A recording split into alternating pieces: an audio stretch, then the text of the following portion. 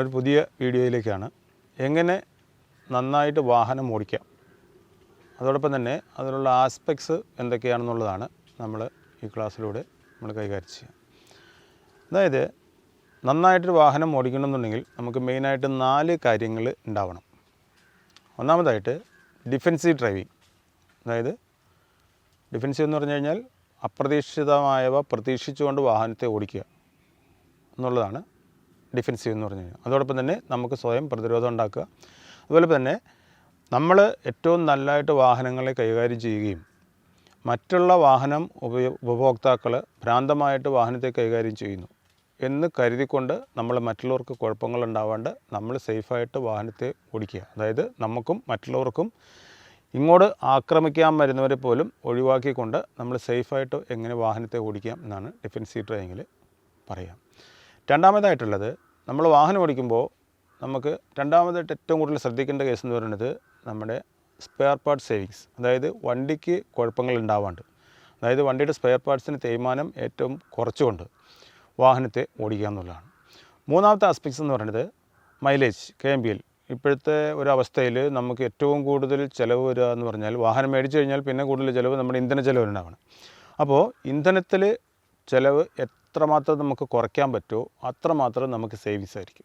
ഏത് വാഹനം ആയിക്കോട്ടെ, ഹെവി വെഹിക്കിൾ ആയിക്കോട്ടെ, ലൈറ്റ് വെഹിക്കിൾ ആയിക്കോട്ടെ, ഏത് വാഹനങ്ങളാണെങ്കിലും നമുക്ക് ഇന്ധന ചിലവ് മാക്സിമം കുറച്ച് ഓടിക്കുക എന്നുള്ളത്. നമ്മൾ കേട്ടിട്ടുണ്ടാവും, ആരാണെങ്കിലും ഡ്രൈവർമാർ വണ്ടി ഓടിക്കുമ്പോൾ പ്രൈവറ്റ് ബസ്സിലേക്ക് കിട്ടും, ആ ഡ്രൈവർ ഓടിച്ചു കഴിഞ്ഞാൽ എത്ര മൈലേജ് കിട്ടും, ഇയാൾ ഓടിച്ചു കഴിഞ്ഞാൽ എത്ര മൈലേജ് കിട്ടും.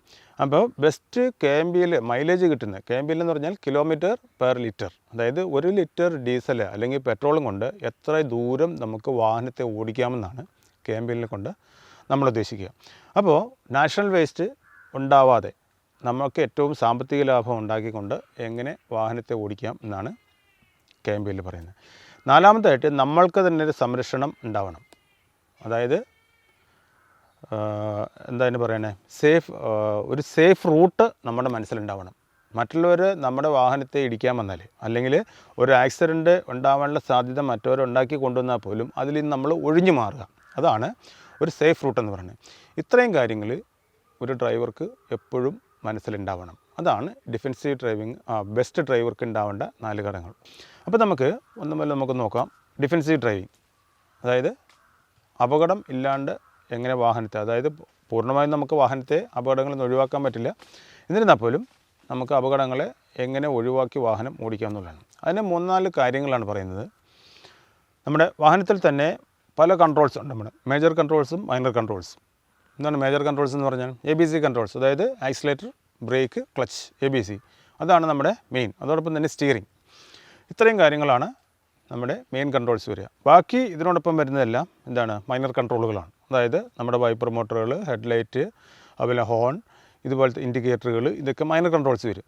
അപ്പോൾ മേജർ കൺട്രോൾസിനെ നമ്മൾ ഉപയോഗിക്കുക. അതോടൊപ്പം തന്നെ മൈനർ കൺട്രോൾസിൻ്റെ സപ്പോർട്ടും കൂടെ ഉണ്ടെങ്കിൽ മാത്രമേ നമുക്ക് സേഫായിട്ട് ഒരു വാഹനത്തെ ഓടിക്കാൻ പറ്റൂ. അതിൽ നമ്മുടെ വാഹനം ഓടിക്കുമ്പോൾ ഏറ്റവും കൂടുതൽ അപകടം ഉണ്ടാകുന്നത് എങ്ങനെയാണെന്ന് വെച്ച് കഴിഞ്ഞാൽ എന്താണ്, ബ്ലൈൻഡ് സ്പോട്ടുകൾ. ഇപ്പോഴത്തെ വാഹനങ്ങളിലെ ബ്ലൈൻഡ് സ്പോട്ടുകൾ ഒരുപാടുണ്ട്. അതോടൊപ്പം തന്നെ ബ്ലൈൻഡ് സ്പോട്ടുകൾ ഒഴിവാക്കാനുള്ള സംവിധാനങ്ങളും വാഹന നിർമ്മാതാക്കൾ തന്നെ ഒരുക്കും. അതായത് പണ്ടത്തെ വാഹനങ്ങൾ നമുക്കറിയാം, ഇപ്പോൾ കാറുകളാണെങ്കിൽ പോലും കാറുകൾക്ക് സൈഡ് മിററുകളോ ബാക്കി ക്യാമറകളൊന്നും ഉണ്ടാവില്ല. പണ്ടുണ്ടായിരുന്ന നമ്മുടെ കാറുകളുടെ അകത്തൊരു മിറർ ഉണ്ടാവും, റിയർ വ്യൂ മിറർ. അതിൽ കൂടെ ബാക്കി കാണാവുന്ന കാഴ്ച മാത്രം, അല്ലാതെ ഇടതുവശത്തുള്ള കാഴ്ചകൾ കാണാൻ വേണ്ടിയിട്ട് സംവിധാനങ്ങൾ നമുക്ക് അന്ന് ഉണ്ടായിരുന്നില്ല. ഇപ്പോഴത്തെ അവസ്ഥ എന്താണ്, മിററുകളുടെ ബഹളമാണല്ലേ. കാറുകളിലാണെങ്കിൽ ഇടതുവശത്തെ മിറർ, വലതുവശത്തെ മിറർ, അതോടൊപ്പം തന്നെ നമ്മുടെ ഡ്രൈവറിൻ്റെ ഫ്രണ്ടിലായിട്ട് മുകളിലൊരെണ്ണം. അപ്പോൾ എന്തിനാണ് ഇതിന് മാത്രം മിററുകളെ കൊടുത്തിരിക്കണേ? മിററുകളുടെ ഉദ്ദേശം എന്ന് പറഞ്ഞാൽ ബ്ലൈൻഡ് സ്പോട്ടുകളെ അവോയ്ഡ് ചെയ്യുക എന്നുള്ളതാണ്. നമ്മൾ വലത്തോട്ട് നോക്കിക്കഴിഞ്ഞാൽ പുറകിൽ എന്ത് സംഭവിക്കുന്നു എന്നുള്ള കാര്യങ്ങൾ നമുക്ക് വ്യക്തമായിട്ട് കാണണം. റൈറ്റ് സൈഡിലെ വ്യൂ നമുക്ക് കൃത്യമായിട്ട് കിട്ടാൻ വേണ്ടിയിട്ടാണ് ഇത്. അപ്പോൾ ആ ബ്ലൈൻഡ് സ്പോട്ട് ഒഴിവായി. ലെഫ്റ്റ് സൈഡിൽ നോക്കിക്കഴിഞ്ഞാൽ ഇപ്പോൾ നമുക്കറിയാം, പണ്ടത്തെ പോലെയല്ല, 4 ലൈനിലാണെങ്കിലും 6 ലൈനിലാണെങ്കിലും ഇടതുവശത്തും വലതുവശത്തും ഒക്കെ വാഹനങ്ങൾ കടന്നു വരും. 2 വീലേഴ്സ് ആണെങ്കിലും ഈവൻ കാറുകളാണെങ്കിലും ഒക്കെ ഇതുണ്ടാവണം. അപ്പോൾ ഇടതുവശത്തെ ഒഴിവാക്കാൻ വേണ്ടിയിട്ട് നമുക്ക് എന്തുണ്ടാവും, ഇടതുവശത്ത് മിററുകളുണ്ടാവും. അതേപോലെ ഹെവി വെഹിക്കിൾസിലാണെങ്കിൽ നമ്മൾ ഒരു വാഹനത്തെ കയറി ഇരുന്ന് കഴിഞ്ഞാൽ നമുക്ക് ഏകദേശം ഡ്രൈവറുടെ അവിടെ നിന്ന് ഒരു 5 മീറ്ററോളം ദൂരം നമുക്ക് വ്യൂ ഉണ്ടാവില്ല, അല്ലേ. ബസ്സുകളാണെങ്കിലും ലോറികളാണെങ്കിലും വ്യൂ കിട്ടുള്ളൂ ഡ്രൈവർക്ക്. അപ്പോൾ അത് ഫ്രണ്ടിലത്തെ ബ്ലൈൻഡ് സ്പോട്ടുകളാണ്. ഇതിനെ ഒഴിവാക്കാൻ വേണ്ടിയിട്ടാണ് ഹെവി വാഹനങ്ങളിലെല്ലാം ഫ്രണ്ടിലായിട്ട് മിററുകൾ കൊടുത്തിരിക്കുന്നത്. അപ്പോൾ അതുമേ ഡ്രൈവർക്ക് നോക്കിക്കഴിഞ്ഞാൽ അറിയാൻ പറ്റും കീഴെ എന്ത് സംഭവിക്കുന്നു എന്നുള്ള കാര്യങ്ങൾ ഇവർക്ക് അറിയാൻ പറ്റും. അതോടൊപ്പം തന്നെ നമ്മുടെ ഏറ്റവും വലിയ ബ്ലൈൻഡ് സ്പോട്ട് എന്ന് പറയുന്നതാണ് ഇവിടെ വണ്ടിയുടെ ബാക്കിൽ. അത് ഒഴിവാക്കാൻ വേണ്ടി ഇപ്പോൾ സംവിധാനം, പണ്ടത്തെ വണ്ടികളിലൊക്കെ കിളിമാരുണ്ടായിരുന്നു അല്ലേ, ക്ലീനർമാരുണ്ടായിരുന്നു. വണ്ടികൾ ഇറങ്ങി പുറകെ പോയി നോക്കും, അല്ലെങ്കിൽ ചെറിയ വണ്ടികളിൽ ക്ലീനേഴ്സ് ഉണ്ടായിരുന്നു.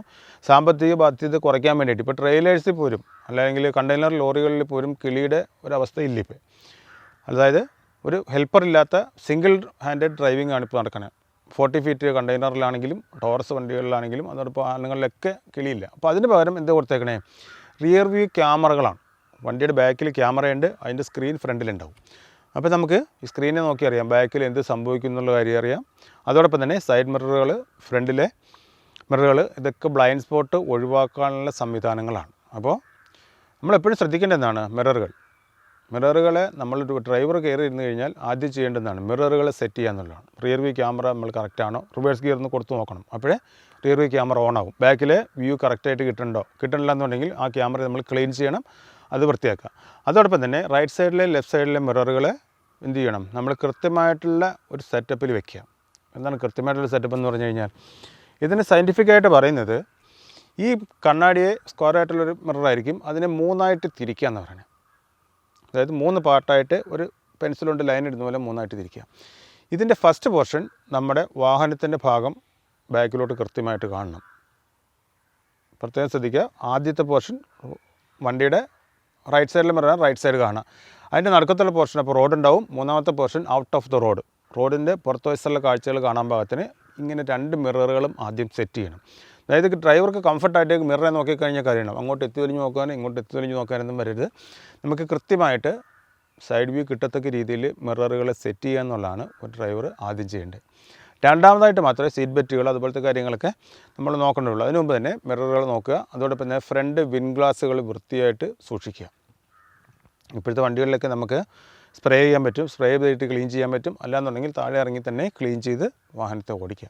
അപ്പോൾ നമ്മുടെ ഡ്രൈവറെ സംബന്ധിച്ചിടത്തോളം നോക്കിക്കഴിഞ്ഞാൽ റൈറ്റ് സൈഡ് നോക്കിക്കഴിഞ്ഞാൽ ബാക്ക് കാണണം, റൈറ്റ് സൈഡ് കാണണം. സെൻട്രൽ മിററിൽ നോക്കിക്കഴിഞ്ഞാൽ ബാക്ക് കാണണം, ലെഫ്റ്റ് സൈഡിൽ മിററിൽ നോക്കിക്കഴിഞ്ഞാൽ ലെഫ്റ്റ് സൈഡ് ഉണ്ടാവണം. അപ്പോൾ അതാണ് കണ്ണാടികളെ ആദ്യം സെറ്റ് ചെയ്യുക.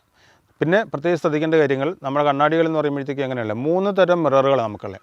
ഒന്നാമത്തെ കോൺവെക്സ് ഗ്ലാസുകൾ, രണ്ടാമത്തെ കോൺകേവ് ഗ്ലാസുകൾ, മൂന്നാമത്തെ പ്ലെയിൻ ഗ്ലാസുകൾ. മിക്കവാറും വാഹനങ്ങളുടെ റൈറ്റ് സൈഡിൽ നമ്മൾ വെക്കുക പ്ലെയിൻ ഗ്ലാസുകളായിരിക്കും. അതായത് ഒരു ഒബ്ജക്റ്റ് ബാക്കിൽ കണ്ടു കഴിഞ്ഞാൽ അതേ വലിപ്പത്തിൽ തന്നെ നമുക്ക് കാണണം. അതാണ് പ്ലെയിൻ ഗ്ലാസ്. അതായത് നമ്മുടെ മുഖം നോക്കുന്ന കണ്ണാടിയുടെ ആ ഷേപ്പായിരിക്കും. അതോടൊപ്പം തന്നെ ലെഫ്റ്റ് സൈഡ് കാണുന്നത് എന്തായിരിക്കും, കോൺവെക്സ് ഗ്ലാസുകളായിരിക്കും. അതായത് പുറത്തോട്ട് തള്ളിയിരിക്കുന്ന മിററുകളായിരിക്കും. അതിൻ്റെ പ്രത്യേകത എന്ന് വെച്ച് കഴിഞ്ഞാൽ അതിൽ നമ്മൾ കാണുന്ന ഒബ്ജക്റ്റ് ചെറുതായിട്ട് കാണും. ആ ഗ്ലാസ്സുകളിൽ തന്നെ ഇപ്പോൾ ഗ്ലാസ് ഉണ്ടാക്കുന്ന നിർമ്മാതാക്കളുണ്ട്, the objects you seen in this mirror should be closer than they appear in the mirror എന്ന്.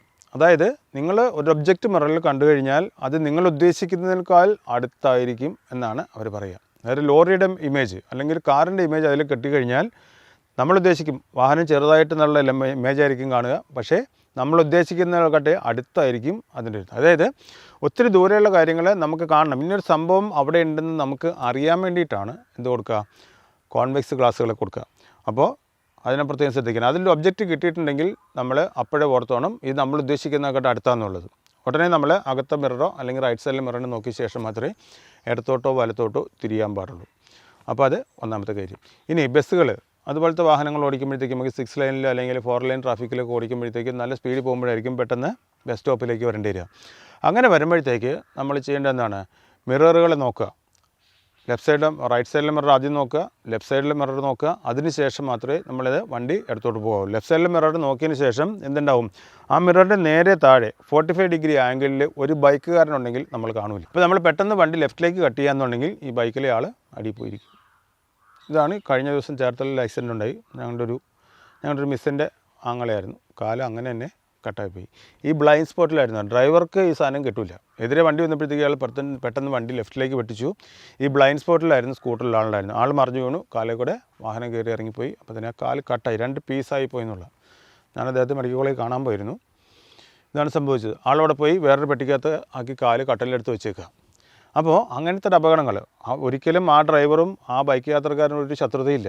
പക്ഷേ ഒരു നിമിഷത്തെ ഒരു അശ്രദ്ധ മൂലം ഉണ്ടായ ഒരു ആക്സിഡൻ്റാണ് അവിടെ സംഭവിച്ചത്.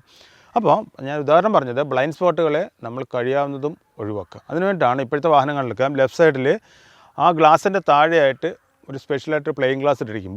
വാഹന ബോഡി നിർമ്മാതാക്കൾ തന്നെ ഒരു ഗ്ലാസ് ഉണ്ടാവും. അതെന്തിനാണ് ഈ ബ്ലൈൻഡ് സ്പോട്ട് ഒഴിവാക്കാൻ. ഇങ്ങനെ നോക്കി കഴിഞ്ഞിട്ടുണ്ടെങ്കിൽ ഇവർക്ക് ഇതിനെ കാണാൻ പറ്റണം. അതിന് വേണ്ടിയിട്ടാണ് ഇത് കൊടുത്തേക്കാം.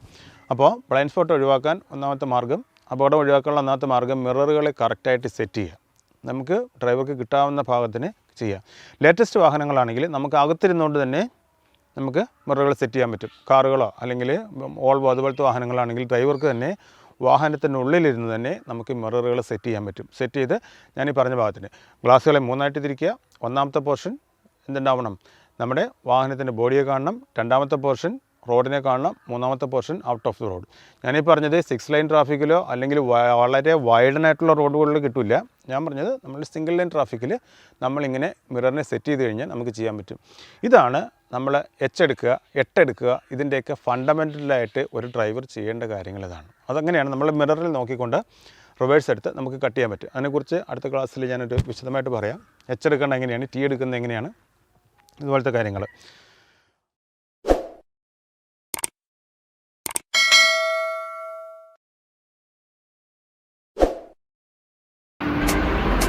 Thank you.